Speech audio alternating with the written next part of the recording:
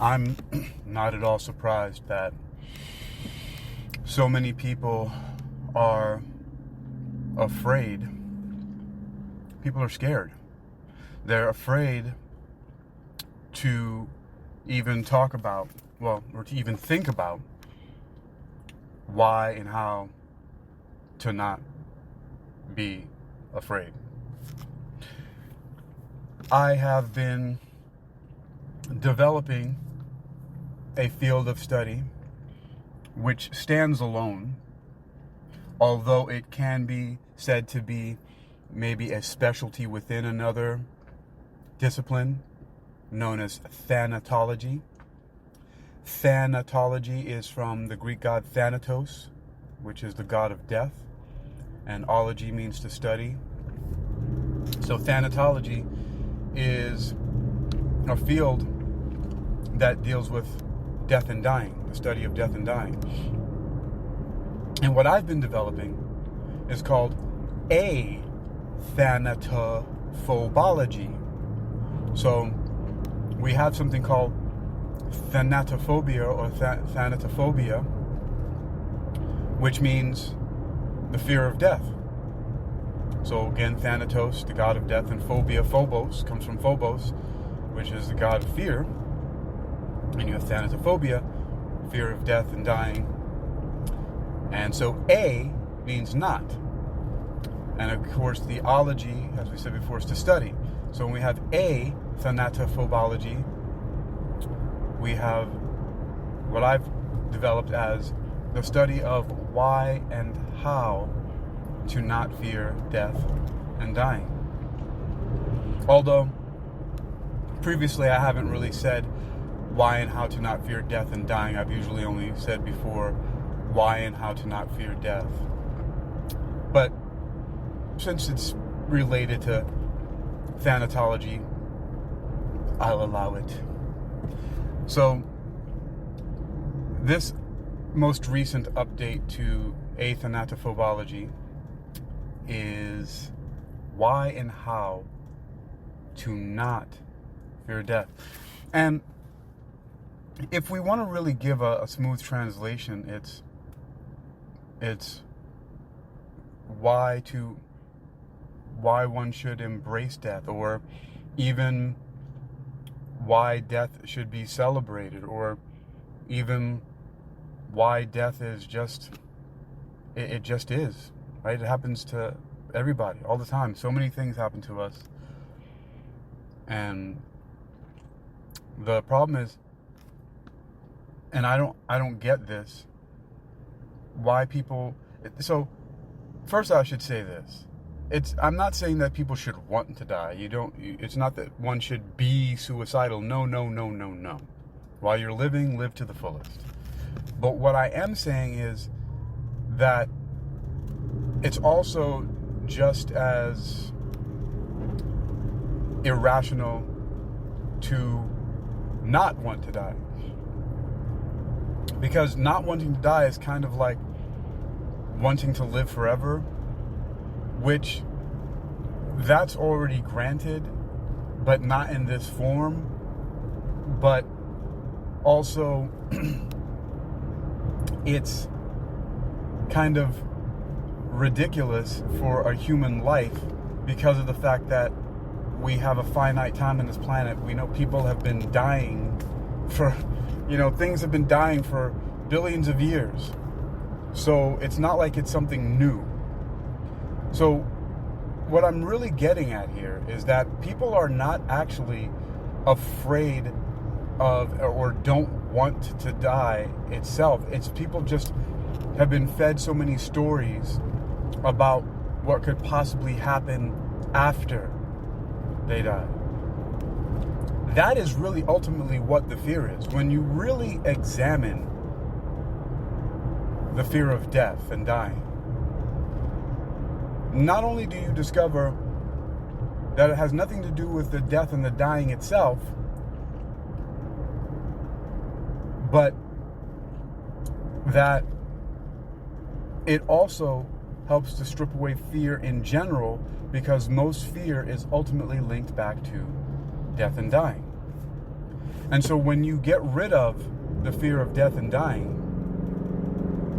because it's irrational, it's illogical, you get rid of fear in general, and then you can respond to things, different stimuli, in an appropriate way.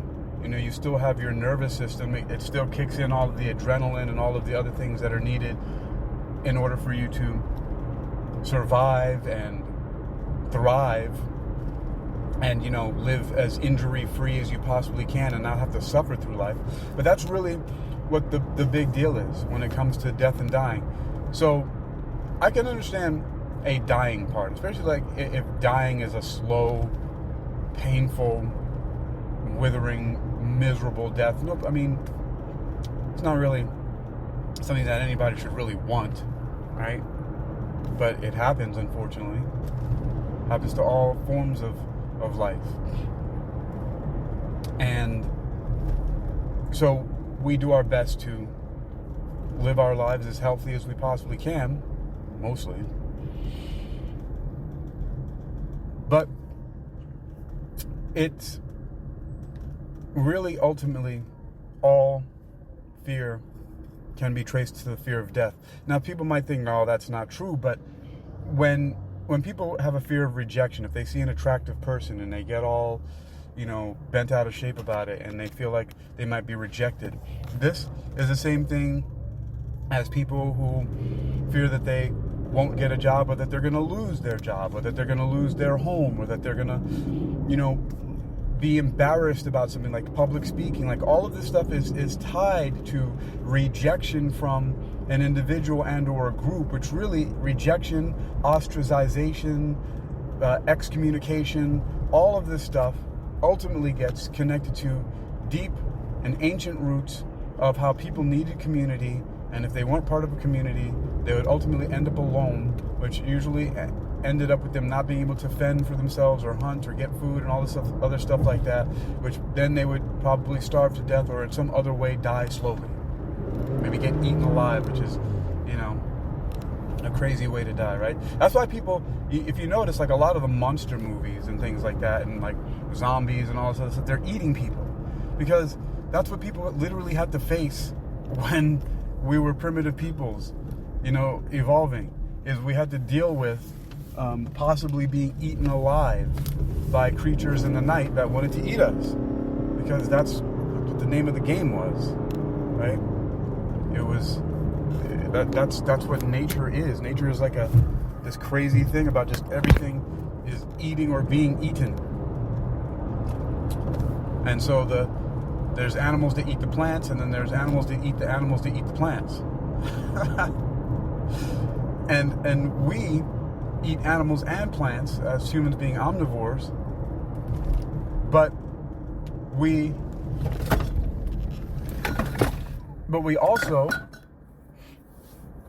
also could have been eaten by, you know, some of those big cats and other things that were running around in, you know, prehistoric Earth. And these things carry over in our memory and through stories and everything like that. And then on top of that, the things that people do to other people are pretty heinous and terrible. The things that people have been doing to other people, and the things that people are doing to other people, and the things that are recorded, like, for example, all these medieval tortures, right? These things that would happen to people, where people would be hung, they would be drawn, which is their, you know, parts of their body would be tied, like you tie their arms and their legs to horses that were pulled in different directions, right, and tear a person apart. So hung them, drawing them, and quartering them, right? That's what I was just talking about. Drawn and quartered, or you know, burned at the stake, or having their skin peeled off. Like, these are things that happen to people, right? Having things shoved in their eyes and ears. And no, it's horrible. It's horrible, I know. I'm just saying, the reason why I'm talking about these horrible things, there's a point to all of this. It's because when you start to think about all of those things, right, that I'm saying there, not only is it's just horrible that people do that to each other, right? And it makes you, you know, feel really not, it's just not a good feeling to think about that stuff. But then if you then take it onto, well, there's something that I want to get to about this. And so let's just hold off on the whole torture stuff for a moment. But it really, that is tied into not only being eaten alive by things, but also those tortures. These are also connected to the fears of death and dying, and also fear itself. And so what's to understand here is that at least half of that stuff, right, being eaten alive and being tortured, are man-made. People torture people. Right? Now, yeah, it can be argued that some cats and stuff like that, they torture their food, or even things that they just kill, it seems like, for sport sometimes. But most of this, the half of that stuff is man-made, is people doing that to other people. And it's pretty gruesome, it's pretty terrible. It's not nice stuff. But it's all related to the stories. But then when you talk about how these things are passed on by humans, the warnings, the things that we're told, and how all of these things get passed on generation to generation and genetically, and however they get passed on, but mostly through stories and cave paintings and other kinds of communication, dances, music. People are passing down all of these fears to each other. And so the thing about this is one of the main foundations that I have established regarding a-thanato-phobology is, one, coining the word panmemic, P-A-N-M-E-M-I-C, meaning, pan meaning all, meme meaning, in the mind, and pertaining to being in all minds, because the fear of death is in almost everyone's mind, like a pandemic, but this is panmemic. And then also the idea of metaphorical deicide, and deicide is, to kill God. Now that's the shocking part of a-thanato-phobology. The reason why that's important is because I know I just jumped into that really quickly, that seemed abrupt, but it comes from the whole idea of torture and being eaten alive, and the stories passed on by people. But when you think about all those tortures and things like that, you can't help but make the connection to all the stories that are told about hell. And you hear about fire, and you hear about all these various tortures, skin being peeled off, being burned alive, things being stuck into people, and then the whole, gamut, a whole variety of psychological and other tortures. And these are all things that people do, and the eaten alive, like all that stuff. And these are all things that people do to other people, and stories that people have been telling to other people. So here's what's interesting, is that the fear of death is largely due to the stories that other people are telling other people. And one of the greatest stories, or the worst stories, however you want to look at it, depending on how you look at it, that is, because greatest could be, greatest being it's long-lasting and deeply penetrating and almost all-pervasive, right? It's panmemic. Is a story about religion and a creator God who has the power to either grant you entry into eternal paradise or to condemn you to eternal punishment, hell. So heaven or hell, right? These are the big things, or purgatory even. And that's the other thing, right? Because we could talk about purgatory, we could talk about neutrality. That's also one of the other fears of death and dying is oblivion, right? But that's kind of weird, because if you're dead, then you're not anywhere. So why you wouldn't be anywhere to know that you're not anywhere. So that one is kind of weird. But they're all weird, really, because the reason why. So first of all, the whole idea of the creator God that's depicted in the most popular religions, the Abrahamic religions, the God of Abraham, is first of all a ridiculous, immature, bratty tyrant that is completely contradictory in every way, shape, or form, not the least of which is like, light coming before the sun was created, and there are other excuses for that, but also that God is supposed to have what I call the omni-factors. And the omni-factors, when I meditated and thought about them deeply, they led to my formulation of what's known as the Eternality Axiom. And they're derived directly from the omni-factors, because God is supposed to be, all-powerful and all-knowing, right? And the only way that God can be all-powerful, which is omnipotent and all-knowing, omniscient, is if God is omnipresent, right? Omnipresent, right? Is everywhere all the time. But that same God in the Bible, it walks away from the garden, doesn't know that snakes are talking to people and making them eat fruit or convincing them to, and then they're disobeying, or people are building towers. And it's not even that, like all kinds of other justifications for these things could be said about free will and all that. But then it still remains, then why is God getting mad and angry, or showing anger, or talking about it in this way, and punishing and kicking out of gardens and putting up flaming swords and doing all of these things, right? And sending armies and talking through and consulting angels and talking to people. It all starts to become nonsense. And again, I'm not saying that people who believe this stuff are stupid or idiots or anything like that, because people for some reason automatically think that I'm attacking them about it. No, I'm just pointing out that it's dumb.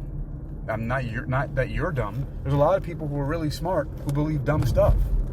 That's, I believed it for a long time. But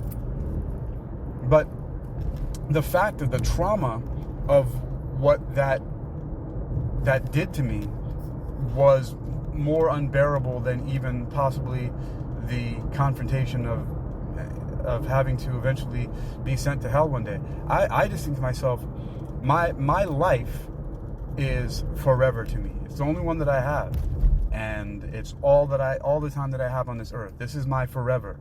So why am I going to live in fear, right, of this being that possibly has power over me? Because people try to tell you that there's a certain way to go to heaven and not have to deal with hell, and you got to believe in the mediator, Jesus, that he died for us to pay for our sins, and we allow Jesus into our heart and all that stuff like that. But it just falls apart. A lot of it just falls apart, and it's more unbearable than the alternative to me, which is a-thanato-phobology, why and how to not fear death. And the one large root of that is getting rid of that panmemic fear of death through metaphorical, and if I actually could, then it would be a literal deicide. But because I'm not saying that such a creature doesn't exist, just that it does not possess the omni-factors. It's not everywhere all the time. All descriptions of it, of this Yahweh, Jehovah, Allah, show that it doesn't have what I call omni-factor prime, which is omnipresence. Like the title of that movie with Michelle Yeoh, Everything, Everywhere, All at Once, right? Which the omni-factor paradigm, which is directly connected to my Eternality Axiom, which says they're both the same, interchangeable, they're both the same thing really, which is that I've summed it up this way: all knowledge and all power is in all places at all times. And it's the same thing as the title of that movie. The title of that movie could be another way of saying the Eternality Axiom: everything, everywhere, all at once. All knowledge and all power is in all places at all times. Because the only way, that's how you derive all knowledge and all power. The only way you can have all knowledge is being everywhere all the time. And the only way you can have all power is to have all knowledge, which is based on being everywhere all the time. So that's why I call omnipresence omni-factor prime, which is really, we can say it's the only omni-factor that you need. Omnipresence is it. And so what that tells us is that being is.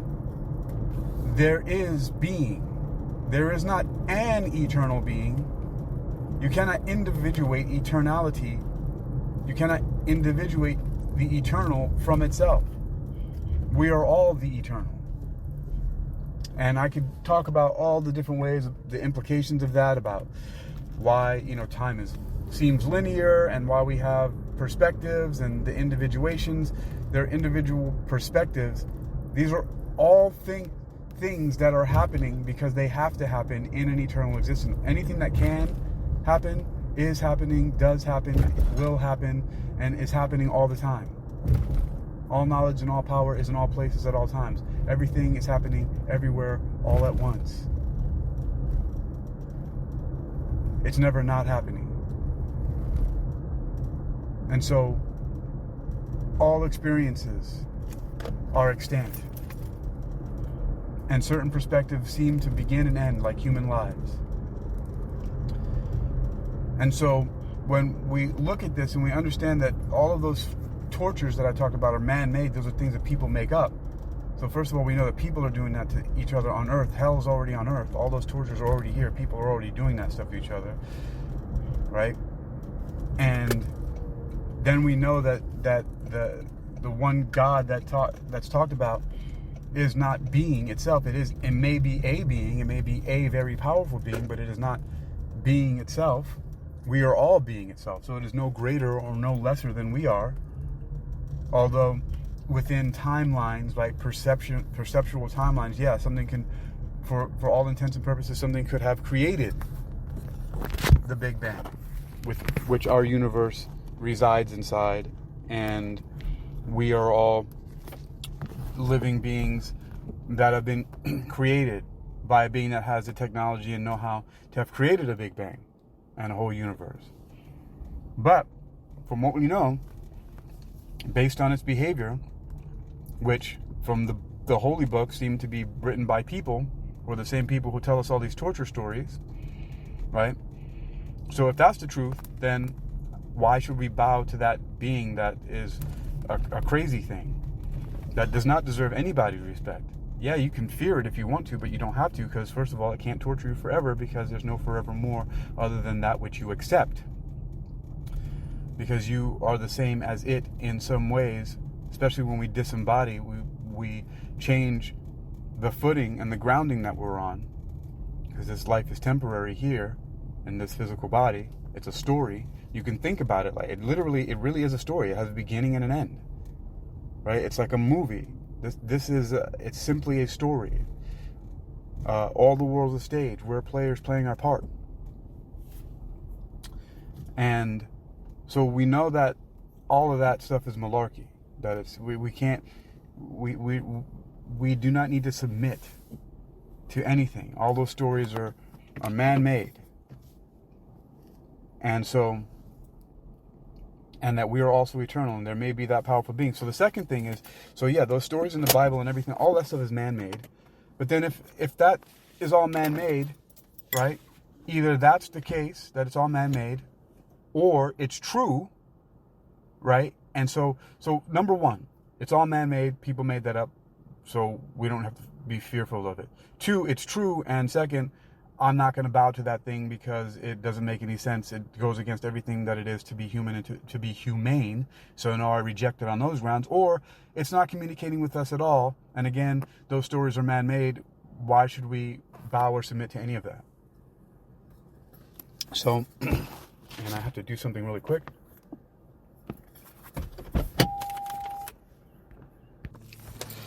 So ultimately, what we're dealing with here is either there's zero communication from this Big Bang creating being, and therefore there's no particular single being that did that, or it is communicating to people, and it's true that those things in the Bible are right, and in that case, I reject it based on its personality.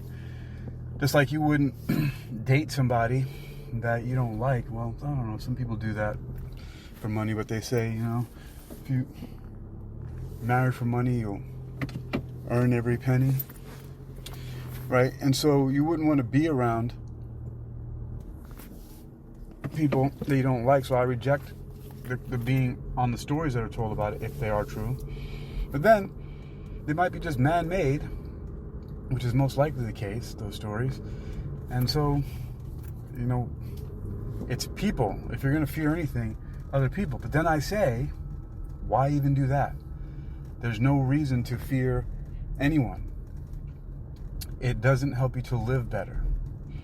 And so one note on that is that we have biological, neurological responses to stimuli, to various different things, loud noises, falling, to extreme temperatures, things like that, because they affect our organism, they affect our bodies. And so in order for us to continue to thrive and live our lives, with the most optimum health and experience and explore life, because that's what life is supposed to be, an adventure and exploration. We're supposed to be thriving through this as much as we possibly can. We need to take care of our physical bodies so that we can do that. And so all of those different stimulations we get kick our nervous system into gear, right? Adrenaline and cortisol and all these things pop into gear. But we don't have to connect this existential dread and terror and all this psychological stuff to it.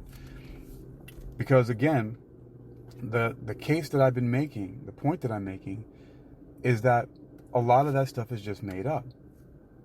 And because ultimately what most people fear, right? Fears are fears of the unknown.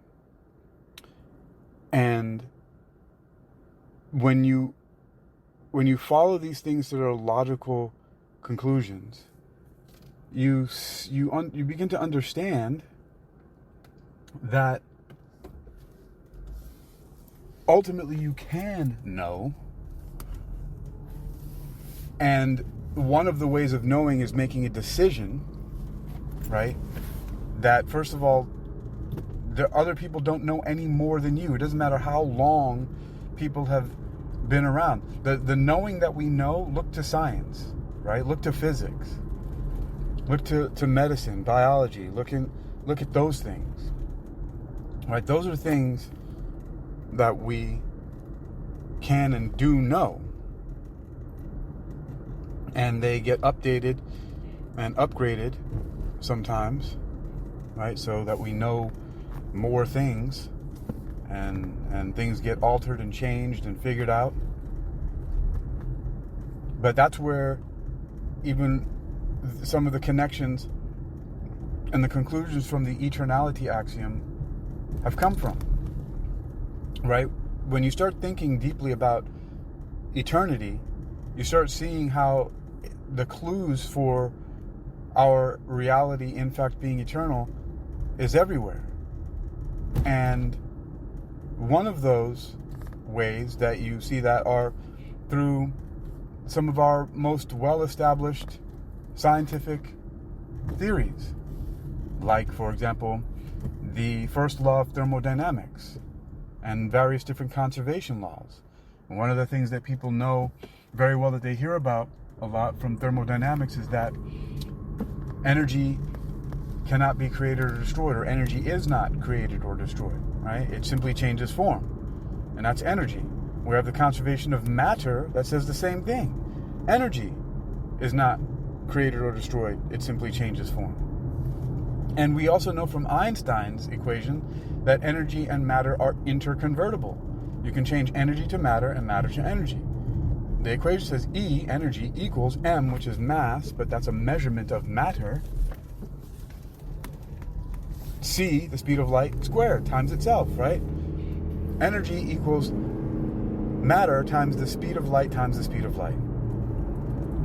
And through atomic fission, fusion, and particle accelerators, atom smashers, we know that matter can turn to energy and energy to matter. So we've seen it, we know it in the labs. I haven't seen it myself directly, although that would be pretty cool if somebody wanted to invite me to a lab so I could see matter turning into energy, energy to matter. Well, we have seen bombs, atomic bomb explosion videos, at least that's what they tell us those things are, right? And we have nuclear reactors. So we have an idea that this works, like a working understanding. Unless we're going to go do the experiments ourselves and disprove all this stuff, then that's all we really have. But if you want to go beyond that into what I study as my version of metaphysics, which is different from Aristotelian metaphysics, from the biographer that named the books of the things that do not change, the metaphysics, or to the metaphysics from the University of Metaphysical Sciences, where I earned my bachelor's, master's, and PhD. My metaphysics is even further removed from that, but it's also because it's a combination of not only the philosophical Aristotelian metaphysics, but it's also the University of Metaphysical Sciences metaphysics, which borders on paranormal and supernatural type of things, like, angelology and witchcraft and UFOs. But it's also an extension of physics, because I turned meta into an acronym, META, mathematical, experimental, theoretical, and applied physics, to indicate that one should have at least a basic understanding and a fair understanding of those four fundamental pillars of physics. Once again, META, meta, mathematical, experimental, theoretical, and applied physics. That's my metaphysics. Before they start making claims about that scientists are closed-minded and don't know what comes after that and this and that, because there are some pretty wild and bizarre things that are being talked about theoretically, mathematically, experimentally, and being applied in various kinds of ways in laboratories and on paper. Things like superposition and entanglement, quantum entanglement, and just to name a few, right? And so just these things alone are fascinating fields of study. Things like dark matter, dark energy, black holes. All the stuff in cosmology, which was the subject of my PhD thesis, was the intersection of cosmology and metaphysics. It's called, there's two titles. I made it into a book called All That Blooms Must Die, Eternal Echoes, or the thesis paper is called Eternal Echoes, Metaphysical Inquiry into the Fate of the Universe. And so all of these things, we have enough mysteries to think about, to talk about, to be about, that all of this other stuff that is fear-mongering, all these things about monsters eating people and all these demons torturing people and this angry God that you have no idea whether or not he's going to punish you or let you into heaven, it's all fear-based, and it's all nonsense. Once you make the decision that it is, you don't have to live in fear. And you don't need fear to have the appropriate physiological responses for survival, to fight, or to duck and evade, and to reload and counterattack. Like, your body will stimulate those things. You don't have to have the dread and the horror and the unknown of what's going to happen to me when I die attached. Like, all of that stuff. And when you really get down to the ground of it, that's where all fear comes from. Is people don't know. It's the unknown. Make a decision. When you make a decision, you can decide to know for yourself.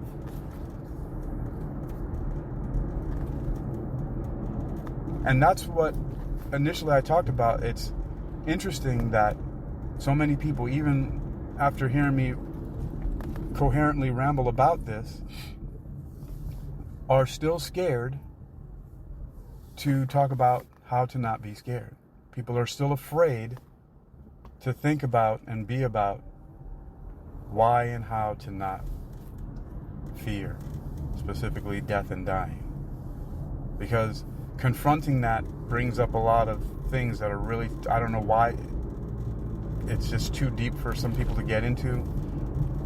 I know that sometimes we need to work into things gradually, but that's why I'm doing this, because I don't know of anybody else who's talking about death and dying in this way, specifically going to the point as far as metaphorical deicide and confronting God and basically saying, I bow to nothing, I bow to no one, and I will never submit to you.